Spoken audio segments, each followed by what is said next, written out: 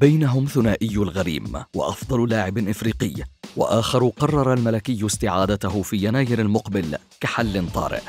قناة الشرق رياضة بلس 90 تقدم لكم أفضل 7 لاعبين تخلى عنهم ريال مدريد ويتألقون حالياً مع فرق أخرى.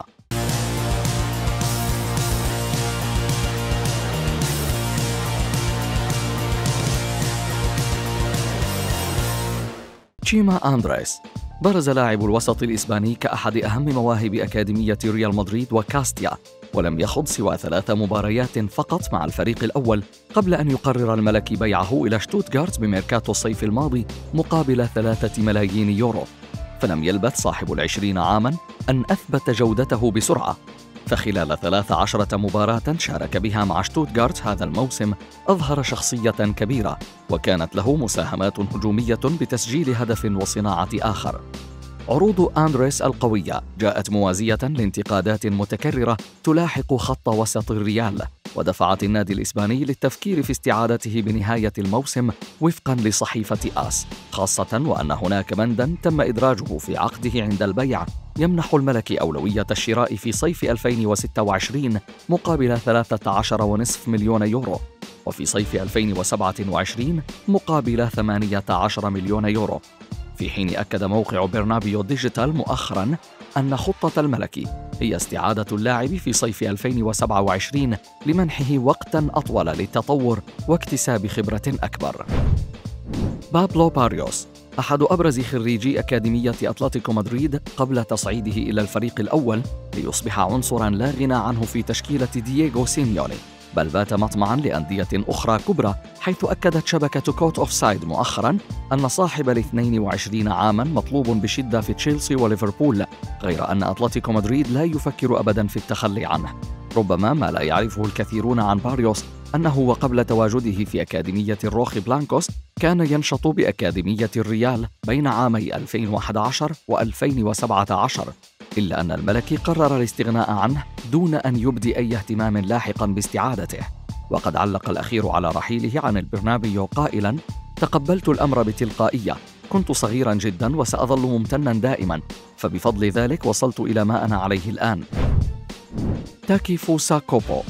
خريج أكاديمية لاماسيا الذي انضم إلى ريال مدريد في صيف 2019، إلا أنه لم يحصل على أي فرصة مع الفريق الأول، ليخرج في عدة إعارات تألق في بعضها خاصة مع مايوركا قبل الرحيل نهائياً إلى ريال سوسيداد في صيف 2022 مقابل 6.5 مليون يورو، مع احتفاظ الريال بنسبة 50% من قيمة بيعه مستقبلاً.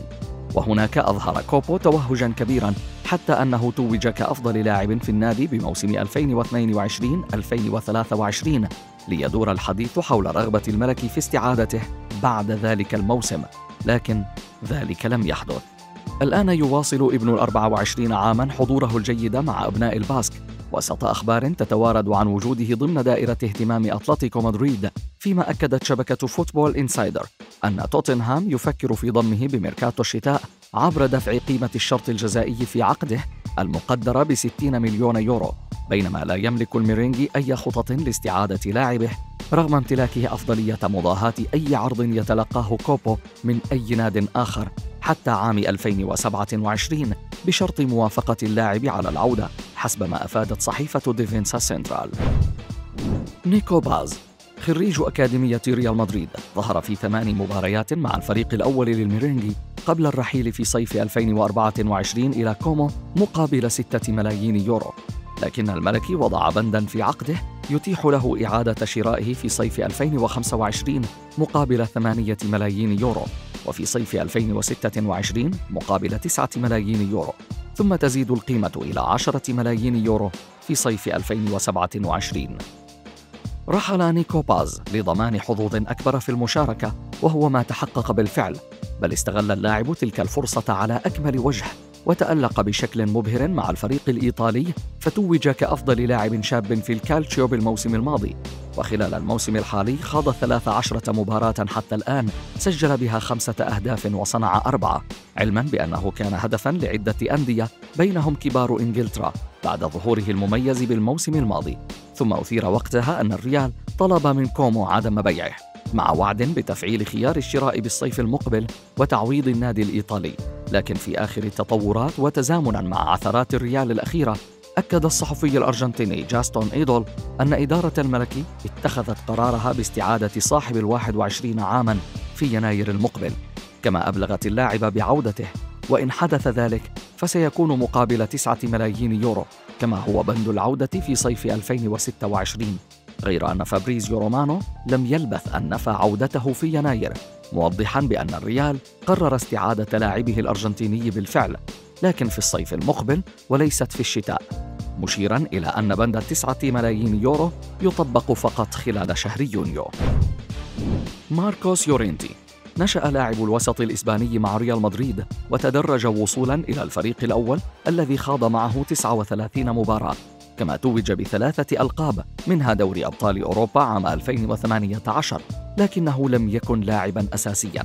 ثم شهد صيف 2019 رحيله بقرار من زيدان، وكانت وجهته التالية أتلتيكو مدريد الذي دفع 30 مليون يورو لانتدابه. تدريجياً بدأ يورينتي في تثبيت أقدامه مع الروخي بلانكوس، وتحول إلى أحد ركائز كتيبة سيميوني، ولا زال يواصل تألقه بالموسم الحالي، سواء بقدرته على شغل أكثر من مركز أو مساهمته هجومياً عبر تسجيل 3 أهداف وصناعة مثلهم في 17 مباراة قبل إصابته مؤخراً. وطيلة السنوات ال5 الأخيرة لم يبدي الريال أي اهتمام باستعادته، حتى مع تألقه المستمر بصفوف الغريم. مارتن أوديغارد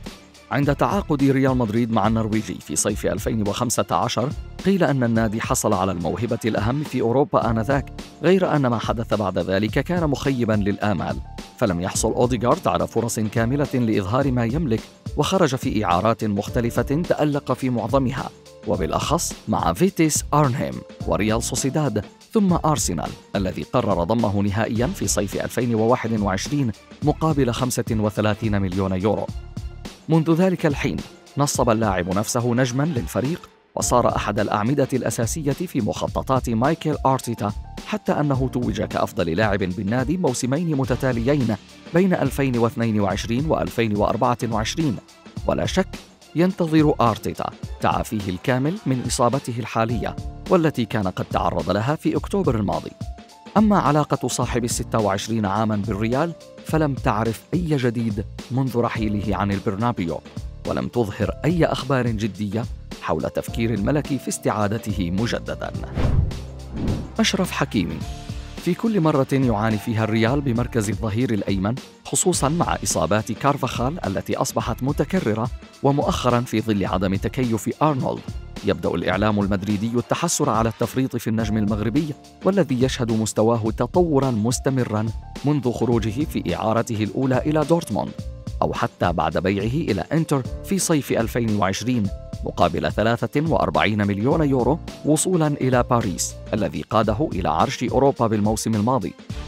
حكيمي الذي توج كأفضل لاعب أفريقي مؤخراً، والذي يغيب حالياً للإصابة ويأمل في اللحاق بكأس أفريقيا القادمة، دائماً ما ارتبط اسمه بالعودة إلى مدريد، خصوصاً بعد انتقال صديقه المقرب مبابي إلى الميرينغي. وجاءت خطوة حضوره مباراة الريال الأخيرة ضد إلتشي لتثير الجدل، خاصة وأنها أعقبت تصريحات وكيله التي ناقش خلالها إمكانية عودة صاحب 27 عاماً لارتداء قميص الملكي، قائلاً إنه سعيد في باريس ويرتبط بعقد حتى 2029، لكن في كرة القدم لا يوجد مستحيل. ريال مدريد هو بيته، حيث بدأ مسيرته من قطاع الناشئين هناك.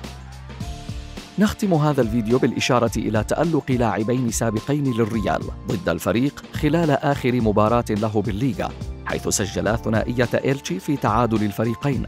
الأول هو أليكس فيباس الذي نشأ مع الفريق وتدرج وصولاً إلى كاستيا قبل الرحيل، لكن حظوظه في العودة للملكي تبدو ضعيفة في ظل تقدمه بالسن، حيث يبلغ 29 عاماً حالياً. أما الثاني فهو ألفارو رودريغيز مسجل الهدف الثاني باللقاء، يبلغ 21 عاماً وانتقل فقط بالصيف الماضي إلى إلتشي بعقد نهائي، وحتى الآن ظهر بالليغا خلال 11 مباراة، سجل خلالها هدفين وقدم 2 أسيست، وتبدو حظوظه أفضل في العودة مستقبلاً إن واصل تطوره.